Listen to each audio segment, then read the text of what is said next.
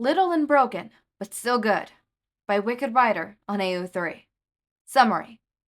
Shota's life had been anything but perfect, but the moment he adopted Eri, things started to fall into place. Even through all the trauma she endured, she was adjusting to her new life with her new family.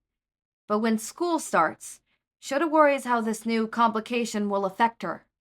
Meaning her teacher, a blonde, tattooed, and pierced loudmouth, didn't do much to ease his worries. However, over time he realized what a wonderful person Hizashi Yamada could be.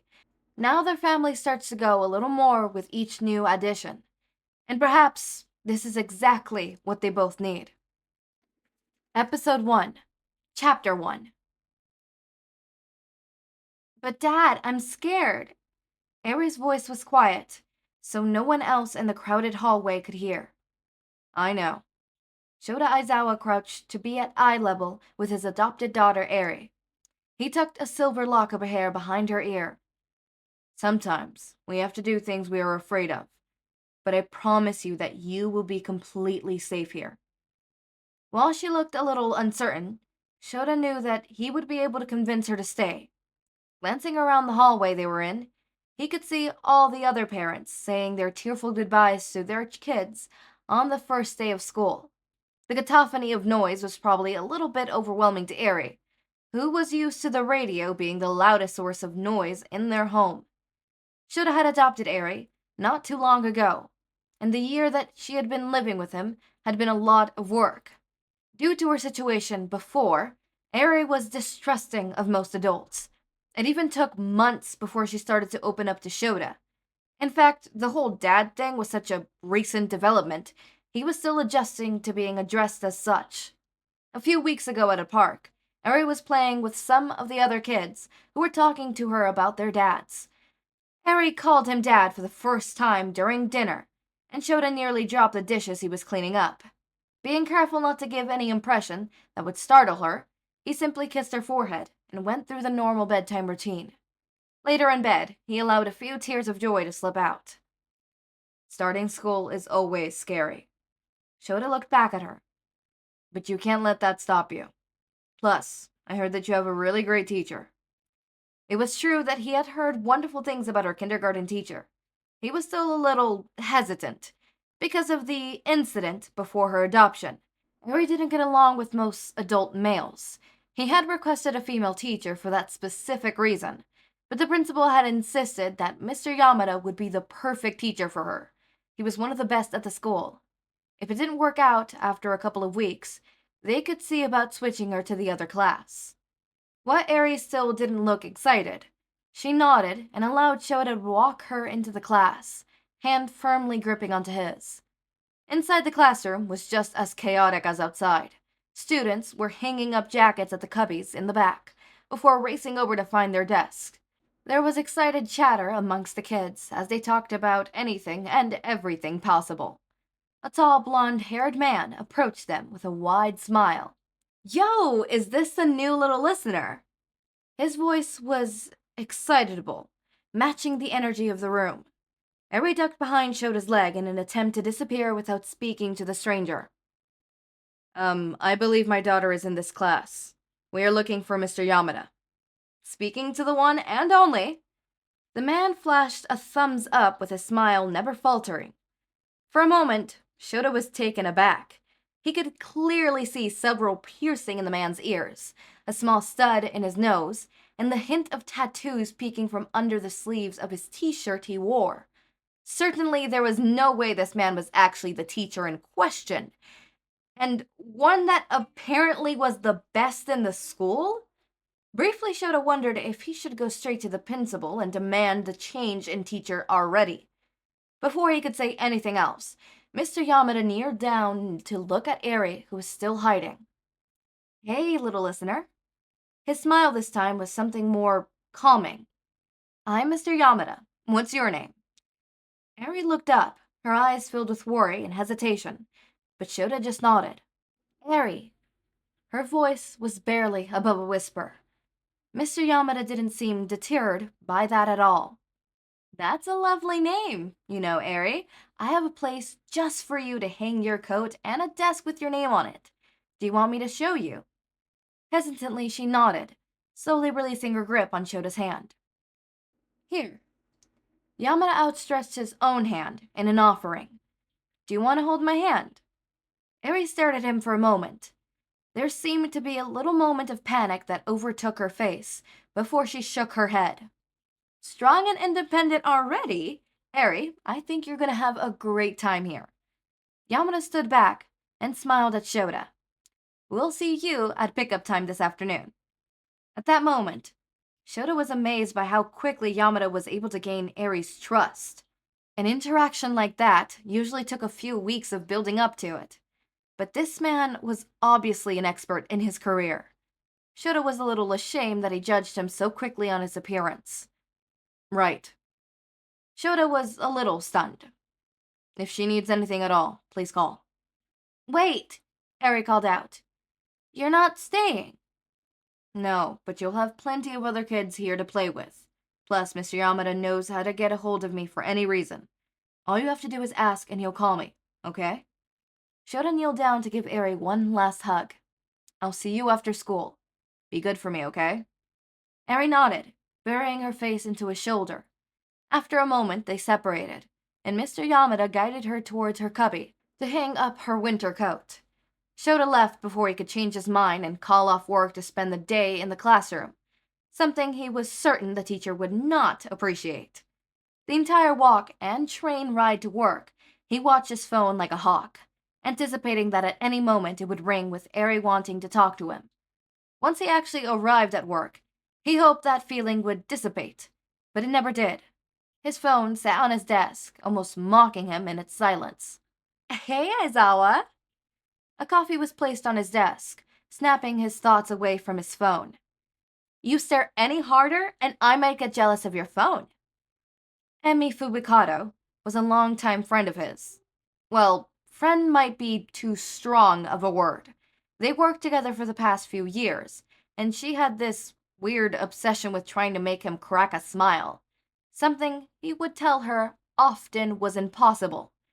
She was also in charge of the entertainment section of the newspaper they both worked at, the Public Safety Commission. It was one of the largest news sources in the area, and they worked closely with the police on reporting unbiased news faster than any other paper. While Shouta was practically on a first-name basis with most officers, Emi avoided them unless there were some rumors that could help with her articles. While she investigated more gossip than actual news, Shouta had to admit she had a way with bringing out the humor in any situation, which made her articles fairly popular. Thanks. Shouta acknowledged as he took the cup and downed about half of it in one go. Whoa, tough morning? Eri's first day at school. I didn't sleep much last night. A bit too stressed out. You should have called me. I'm sure I could have helped relieve some stress. She winked before throwing her head back with a laugh, green hair falling over her shoulders. Only then would you have to make an honest woman of me, huh? Shouta just rolled his eyes and continued to drink his coffee, although at a much slower pace. Honestly, though, if you need anything, you know you can call, right? Emi was a nice person, and he knew that if he needed be, she would do anything to help with no expectations of anything in return. The teasing and jokes were just her way of connecting with others. He was fairly certain that there wasn't actually any intent behind it. Yeah, I don't want to be one of those parents, but Eri has been through so much in such a short amount of time. I worry. As her father, you have every right. But she's going to have a great day. I know it. Emi ended with a small punch to his arm. Nothing that could actually hurt him. It was a comforting gesture.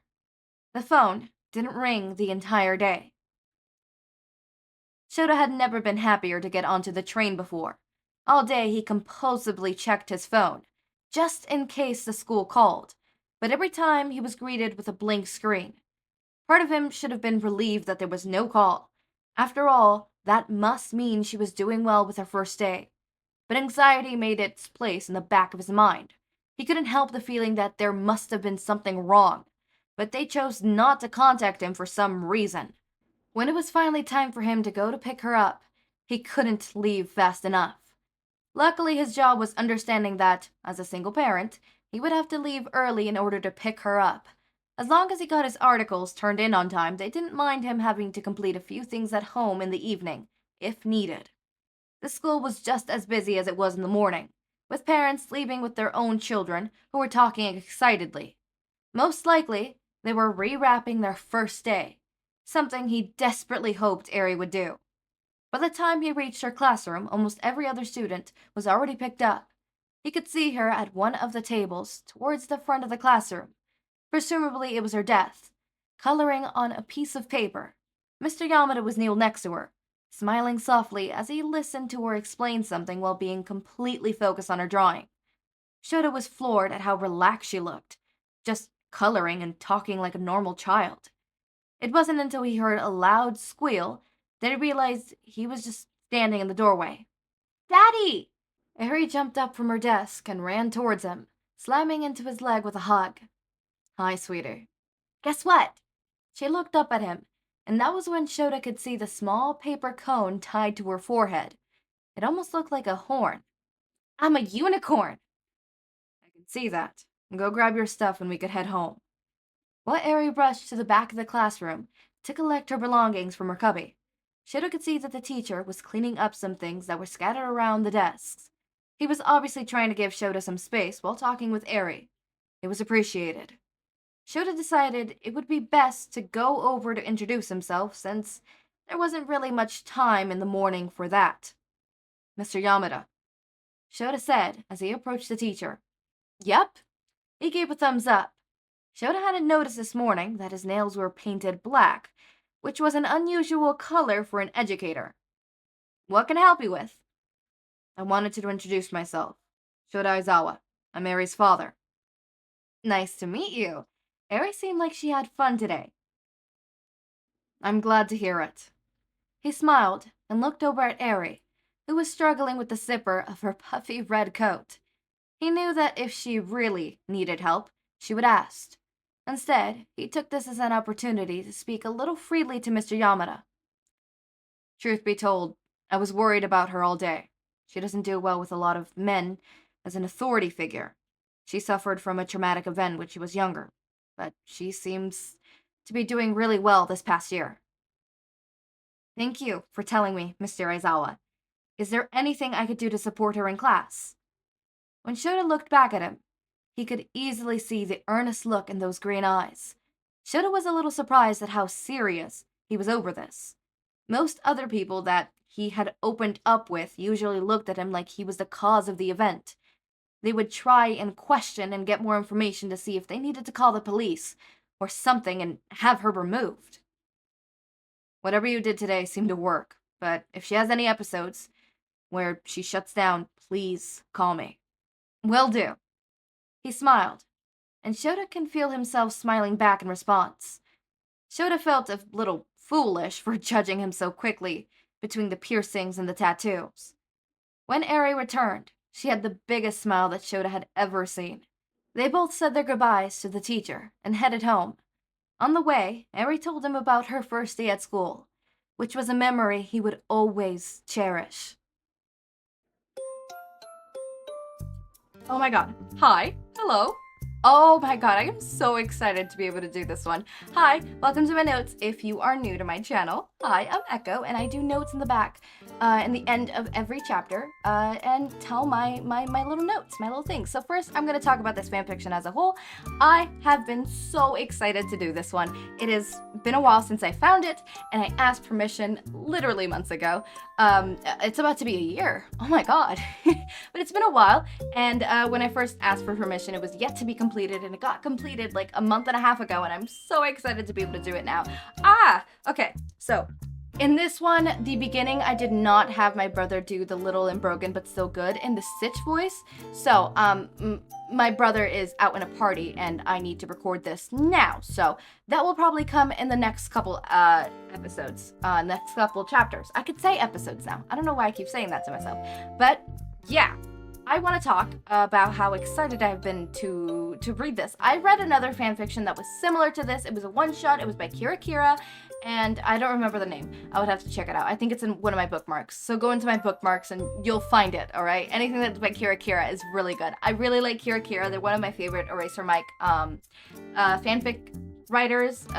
Bummer that they don't write fan fiction for My Hero Academia anymore, at least from what I've seen. But anyways, point taken is, I saw another premise where Mike was a preschool teacher, a daycare teacher for Hitoshi, and Aizawa was Hitoshi's guardian, and it was really interesting to see. I really adored it so much, and I loved it so much. So I am intrigued to see that premise here, but in a longer area, right? Because this one's obviously an average length of a book. And the other one I read was what I would like to call an espresso shot, because it was a kind of a short story in the sense that it was 2,000, it took like 2-3 hours to read, right? I wouldn't call it a one shot. I call one shots like 10, not even 10, but yeah, 10,000 words and below. Anything 10,000 words and below, that is a one shot. 10,000 words to 30,000 words, that is an espresso shot. And then 30,000 all the way to 50,000 is a short story, right? And then 60,000 to I'll say 100,000 is not 100,000, 90,000 is average length book, and then 100,000 and above is long book, all right? Or yeah, 100,000 all the way to 150,000 would be a long book, and then anything above that is a book series. But on to my actual notes on this fanfiction. I wonder what Aries' trauma is. I wonder what it is. Clearly it's something. I mean, duh.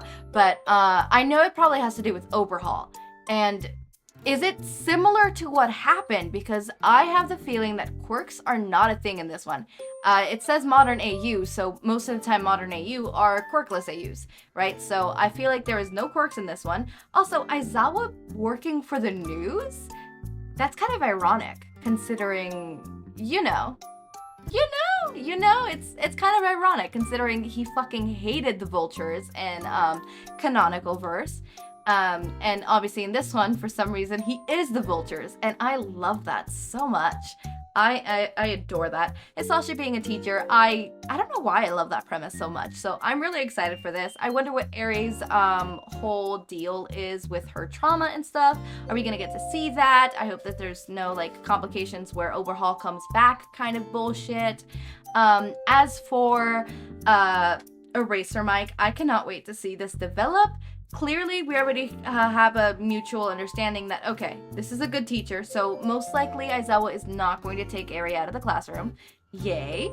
So we love that. We love that. I wonder if we're gonna get a point of view of Eri inside the classroom. We probably are, if we're being honest. We probably are.